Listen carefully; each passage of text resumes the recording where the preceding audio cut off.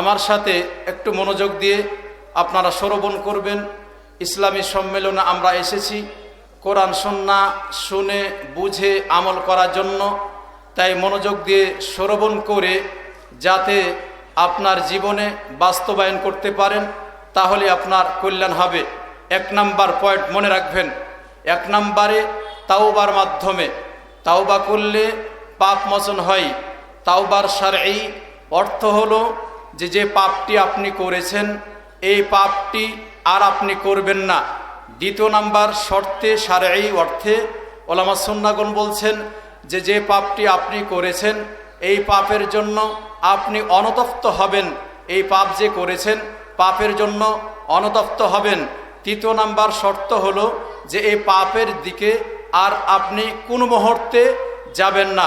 তাহলে ওলামা সুন্নাহগণ তাওবার শারঈ অর্থ করতে গিয়ে বললেন যে পাপটি করেছে এই পাপটি ছেড়ে দিবে, এই পাপটির দিকে আর যাবে না। 2 নাম্বার যে এই পাপ যে হয়েছে পাপের জন্য আপনি অনুতপ্ত হবেন, পাপের জন্য অনুতপ্ত হবেন। 3 নাম্বারে যে পাপ করেছেন পাপের দিকে আপনি ফিরে যাবেন না।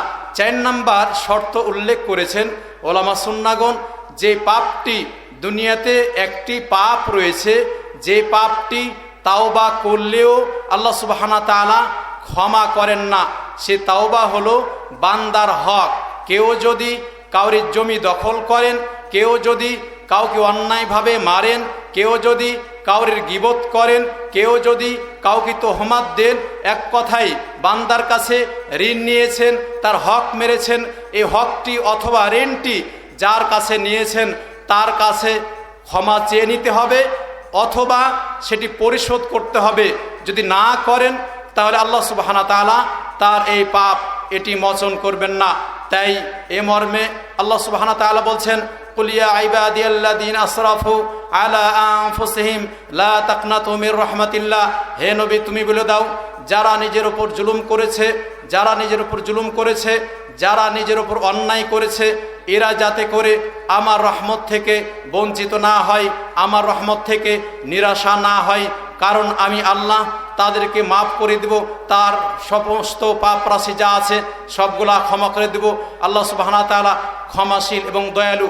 আনাস বিন মালিক তিনি বলেন রাসূলুল্লাহ সাল্লাল্লাহু আলাইহি সাল্লাম ইরশাদ করেন, তিনি বলেন সেই বান্দা আদম সন্তান, আদমের সন্তানেরা সবাই ভুল করে, তবে ওই ব্যক্তি ওই সন্তান উত্তম যিনি পাপ করার পরে তাওবা করে, এই ব্যক্তি উত্তম।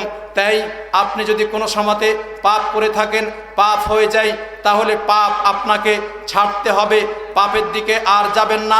এই জন্য আপনি অনুতপ্ত হবেন, তাহলে আল্লাহ সুবহানাহু ওয়া তাআলা আপনাকে মোচন করে দিবেন। হাদিসটি ইমাম তিরমিজি রাহিমাহুল্লাহ নিয়ে এসেছেন। ইবনে ওমর তিনি বলছেন রাসূলুল্লাহ সাল্লাল্লাহু আলাইহি সাল্লাম ইরশাদ করেন বান্দা মৃত্যুবরণের আগে যদি তাওবা করে তাহলে তার তাওবা কবুল হবে, নচেত তার যখন মৃত্যুর গড়গড়া উঠে যায় এই মুহূর্তে তাওবা করলে আল্লাহর কাছে এই তাওবা কবুল হবে না। তাই আপনাকে স্মরণ করতে হবে আপনার জীবন যতদিন রয়েছে বেঁচে আছেন অন্যায় অপকর্ম কি করেছেন, অন্যায় থেকে আপনাকে ফিরে আসতে হবে। যদি কোনো সময়তে পাপ কাজ হয়েই বসে তাহলে আপনি তাওবা করেন, আল্লাহর দিকে রুজু হন, তাহলেই যদি খালিস অন্তরে আপনি তাওবা করেন আল্লাহ সুবহানাহু ওয়া তাআলা আপনাকে মাফ করে দিবেন। ইমাম তিরমিজি রাহিমাহুল্লাহ হাদিসটি নিয়েছেন। আবু সাঈদ খুদরি তিনি বলছেন রাসূলুল্লাহ সাল্লাল্লাহু আলাইহি সাল্লাম ইরশাদ করেন ইবলিস বলে আল্লাহকে বলে আল্লাহ তোমার এই বান্দার ভিতরে যতদিন পর্যন্ত আত্মা রয়েছে আমি তাদেরকে পথভ্রষ্ট করেই যাব। কি বলছেন ইবলিস? ইবলিস বলছে আল্লাহকে আল্লাহ তোমার এই বান্দাকে আমি পথভ্রষ্ট করব, কারণ একটি আদেশ অমান্য করার কারণে, তোমার একটি আদেশকে অমান্য করার কারণে আজকে আমাকে চিরস্থায়ী জাহান্নামে যেতে হবে। বিধায় আমি তোমার এই বান্দাকে দেখেই ছাড়ব যতদিন পর্যন্ত তার অন্তরে রূহ রয়েছে, জীবন রয়েছে, আমি তাকে পদস্খলন করবই করব। আল্লাহ সুবহানাহু ওয়া তাআলা তার নিজের শপথ খেয়ে তিনি বলছেন যে তুমি এইভাবে পদস্খলন করতে থাকবে আর আমার বান্দা যখনই আমার কাছে পাপ করার পরে আমার কাছে ক্ষমা চাইবে আমার কাছে অন্তর থেকে ক্ষমা চাইবে, কাকতি মিনতি করে কেন্দে কেটে আমার কাছে ক্ষমা চাইবে, আমি তাকে ক্ষমা করে দিব। তাই আল্লাহ সুবহানাহু ওয়া তাআলা কেমন রহমান রহিম, দয়ালু। বান্দা পাপ করলে, আল্লাহর কাছে ক্রন্দন করলে, আল্লাহর কাছে ক্ষমা চাইলে আল্লাহ সুবহানাহু ওয়া তাআলা তাকে মাফ করে দিবেন। ইমাম আহমদ বিন হাম্বল হাদিসটি নিয়েছেন, হাদিস হাসান লিগাইরিহি। দুই নম্বরে ইস্তেগফার করবেন। 1 নম্বরে তাওবা দেখলেন, 2 নম্বরে ইস্তেগফার করবেন। ইস্তেগফার আর তাওবার ভিতরে পার্থক্য রয়েছে, একটু মনোযোগ দেন, আমার দিকে মনোযোগ দেন। তাওবা ওলামাগণ বলছেন যে ইস্তেগফারটা মুখ দ্বারা হয়। কি দ্বারা হয় বলেন? মুখ দ্বারা। তাহলে ইস্তেগফার পড়েন, আস্তাগফিরুল্লাহাল আযীম আল্লাযী লা ইলাহা ইল্লা হুয়াল হাইয়ুল কাইয়্যুম। অথবা যখন আপনি সালাত পড়ার পরে সালাম ফিরেন, ওই সময়তে আপনি বলেন আল্লাহু আকবার, তারপরে বলেন আস্তাগফিরুল্লাহ আস্তাগফিরুল্লাহ আস্তাগফিরুল্লাহ।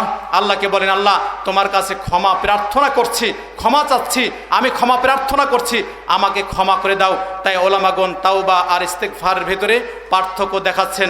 তিনি বলছেন যে ইস্তেগফার হলো মুখে উচ্চারণ করে বলা, আর তাওবার ক্ষেত্রে ওলামাগণ বলছেন তাওবাটা হলো অন্তরের আমল আর এর সাথে অঙ্গ প্রত্যঙ্গের আমল, যদিও তাওবা ইস্তেগফার কাছাকাছি একই।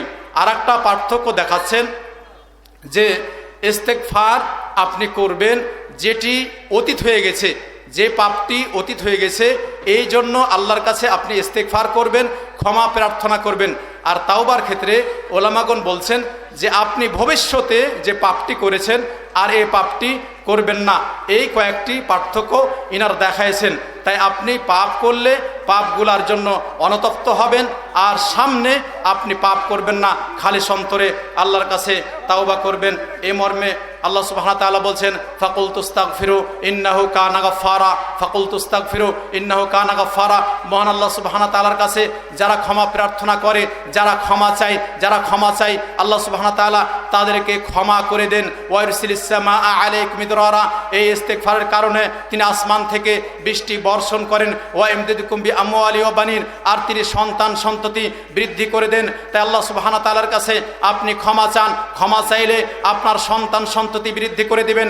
আপনি যখন বেশি বেশি ইস্তেগফার করবেন, আল্লাহ সুবহানাহু ওয়া তাআলা আপনার ধন সম্পদ সন্তান সন্ততি বৃদ্ধি করে দিবেন, আপনার মাল সম্পদ যা রয়েছে এগুলা বৃদ্ধি করে দিবেন, আল্লাহ তাআলা আপনাকে ক্ষমা করে দিবেন।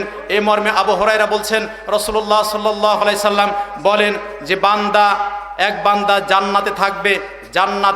জান্নাতে থাকবে, এই মুহূর্তে হঠাৎ করে তার মর্যাদা আল্লাহ সুবহানাহু ওয়া তাআলা উঁচু করে দিবেন, মর্যাদা বৃদ্ধি করে দিবেন। আল্লাহ সুবহানাহু ওয়া তাআলাকে এই বান্দা বলবে যে হে আল্লাহ, আমার এই মর্যাদা কি করে আসলো? তখন আল্লাহ সুবহানাহু ওয়া তাআলা বলবেন তোমার যে নেক সন্তান রয়েছে, এই নেক সন্তান তোমার জন্য দোয়া করার কারণে তোমার জান্নাতে মর্যাদা বৃদ্ধি হয়ে গেছে। তাই আপনার সন্তান সন্ততি মানুষ করে যদি যেতে পারেন, আপনার সন্তান সন্ততি যদি প্রকৃত মানুষ করতে পারেন, তাহলে আপনার এই সন্তানের মাধ্যমে আপনার কল্যাণ হবে। আপনি মৃত্যুবরণ করবেন, মৃত্যুর পরেও আপনার এই সন্তান যদি আপনার জন্য ক্ষমা প্রার্থনা করে আল্লাহর কাছে, তাহলে আপনার মর্যাদা আল্লাহ সুবহানাহু ওয়া তাআলা বৃদ্ধি করে দিবেন। হাদিসটি ইমাম ইবনে মাজাহ রাহিমাহুল্লাহ নিয়েছেন, ইমাম আহমদ বিন হাম্বল তার সহিহ আহমদে তিনি হাদিসটি নিয়ে এসেছেন। এরপরে আবু হুরায়রা বলছেন রাসূলুল্লাহ সাল্লাল্লাহু আলাইহি সাল্লাম বলেন, আল্লাহ তাআলা বলেন মাইয়াদউনি ফাস্তাজিবা লাহু। আল্লাহ তাআলা প্রত্যেক রাত্রের তৃতীয় অংশে তিনি নেমে আসেন। এরপরে বলেন যে এমন কে আসো যে আমার কাছে ক্ষমা চাইবে, এমন কে আসো মাইয়া সালুনি ফাওয়াতিয়ালাহু, এমন কে আসো যার যা চাওয়া পাওয়া রয়েছে আমার কাছে চাও, আমি তাকে তা দান করব। এরপরে বলেন মাইয়াস্তাগফিরলি ফাগফিরলাহু, এমন কে আছে যে আমার কাছে ক্ষমা চাইবে, আমি তাকে ক্ষমা করে দিব। আমরা কয়জন আল্লাহকে ডাকি?